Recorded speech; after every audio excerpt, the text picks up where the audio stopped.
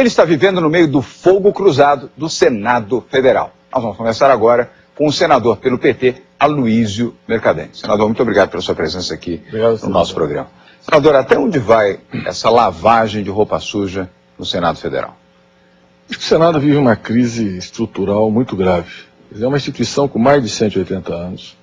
É uma instituição fundamental ao Brasil. O Brasil não teria esse tamanho, essa unidade territorial, se não fosse o Senado, porque ele que assegura o pacto federativo, que permite a representação igualitária dos estados mais pobres da federação. Mas ele foi se acomodando ao longo dos anos de uma série de irregularidades administrativas, desperdício de dinheiro público, falta de controle, falta de transparência, uma estrutura funcional, a burocracia do Senado muito forte, teve um poder que jamais poderia ter tido. Um diretor-geral, H.C. Almair, ficou 14 anos, que é uma coisa completamente inaceitável, inconcebível. E essa crise estrutural contaminou a política. Alguns senadores que estiveram à frente da gestão do Senado têm responsabilidade direta por esse processo, mas não é a crise de um senador só, essa crise não é só o presidente Sarney, ainda que ele tenha muita responsabilidade, exatamente porque foi presidente 3 vezes. E também muitos senadores receberam benefícios indevidos, dentro de uma estrutura completamente, eu diria, desagregadora e que precisa de uma reforma muito profunda. Senador, nós estamos vendo ainda o ápice dessa crise. Talvez não tenha chegado no limite dela. E o limite pode ser agressão.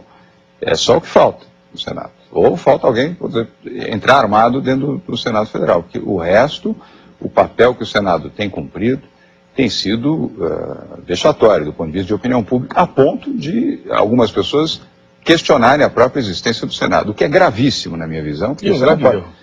É um grave erro. Evidente. Confundir o papel histórico e fundamental para o futuro do Brasil com uma crise, porque o povo tem uma grande oportunidade. Na eleição você pode trocar. Claro. A eleição é sempre oportunidade de renovação, de manter aquilo que está correto e tirar fora aquilo que não serve. Temos eleições. São 2/3 ou 1/3 do Senado? 2/3. 2/3 se renova. Cada eleitor vai votar em 2 senadores. Agora, eu vi a tese, vão manter um congresso unicameral no Brasil.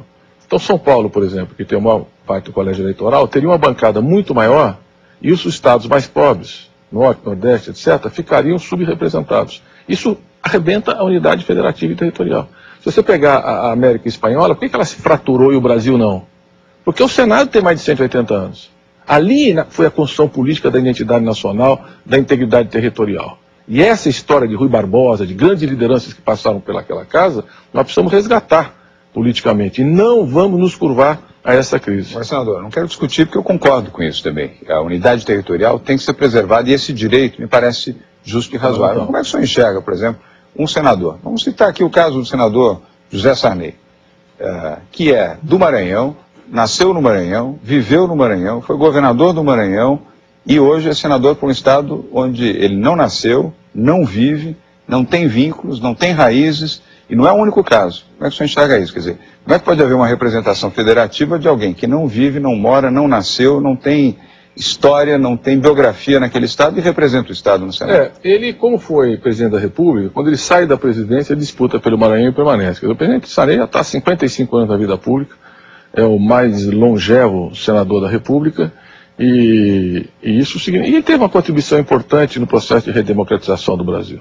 Foi tolerante, foi paciente, ajudou no processo da Constituinte, quer dizer, ele teve um papel importante numa transição muito difícil quando Tancredo Neves morre. E a gente não pode apagar essas coisas. E ele tem uma cultura política importante. Agora, os erros que ele cometeu são muito graves no Senado. Quer dizer, o nepotismo hoje é ilegal, mas antes não era. E era uma prática recorrente que eu acho completamente descabida numa sociedade republicana, é a meritocracia. Não tem essa coisa de laço sanguíneo, parente, neto. Isso é uma coisa que tem que acabar de vez. Felizmente isso apareceu, as medidas foram tomadas pelo Supremo, acho que esse é um episódio. Agora, a relação atos secretos. Como é que pode uma instituição que faz as leis desrespeitar o artigo 37 da Constituição? Quando eu soube de atos secretos, no mesmo dia eu falei, todos são nulos, porque a Constituição estabelece a publicidade de qualquer ato administrativo. E ali você não sabe aonde termina um grupo de funcionários que controlava a casa e aonde começa alguns mandatos que se beneficiaram disso. Essa linha tênue é uma coisa que precisa ser investigada agora. São 14 anos em que isso vinha acontecendo. Pelo menos 14 anos. Por exemplo, isso é uma coisa que o Conselho de Ética tem que investigar. E que a investigação foi feita uma comissão de sindicância, parte disso foi apurado, mas eu acho que não está completa o processo investigatório.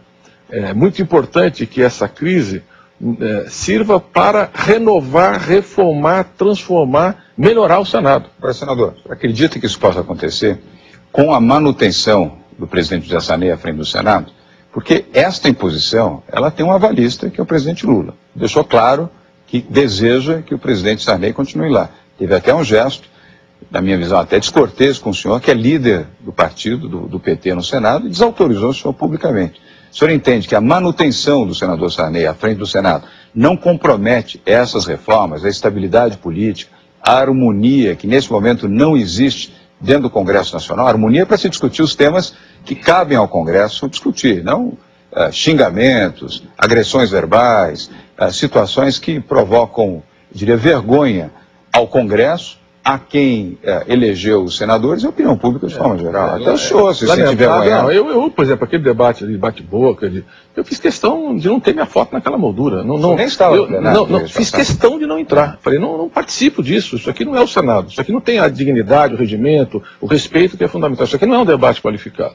Em relação ao presidente Sarney, a minha posição, desde o início desse processo, ele devia se licenciar enquanto as investigações são feitas, porque ele é o presidente da casa, e se defender com todo o amplo direito de defesa e poder voltar ou não, dependendo da conclusão desse processo. Eu acho que essa é a atitude mais correta na vida republicana. Quando há uma suspeição sobre a função, a pessoa se afasta, permite que seja apurado, principalmente quando tem a responsabilidade da presidência, e volta até uma história temporariamente. E acho que isso é um gesto de grandeza que engrandeceria a sua biografia e preservaria o Senado de muita coisa que ele está passando. Por que o senhor foi desautorizado nessa sua tese? O partido se manifestou contrário a essa posição.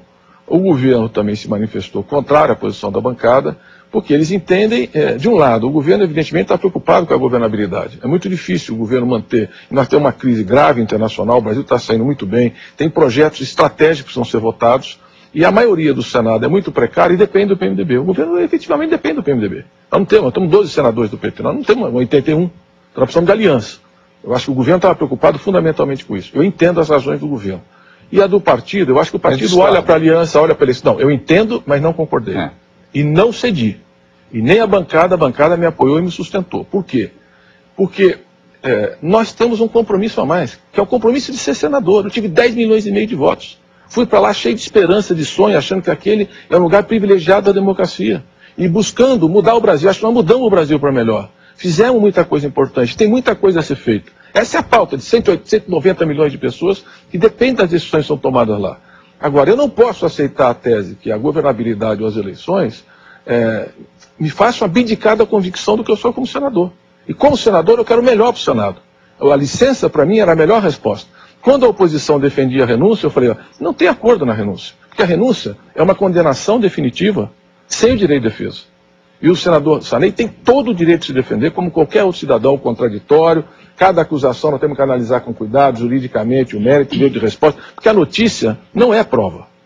A notícia é uma notícia. Ela pode ser consistente ou não, ela pode ter indícios ou não, ela pode ter fragilidades. Então, não pode ter um tribunal de exceção, que é a manchete de jornal, em relação aos homens públicos. Isso também não é democracia. A democracia exige procedimentos, tempo, maturidade, direito de defesa, e o regimento garante todos esses procedimentos. Então, por isso, o Conselho de Ética não pode engavetar todas as representações.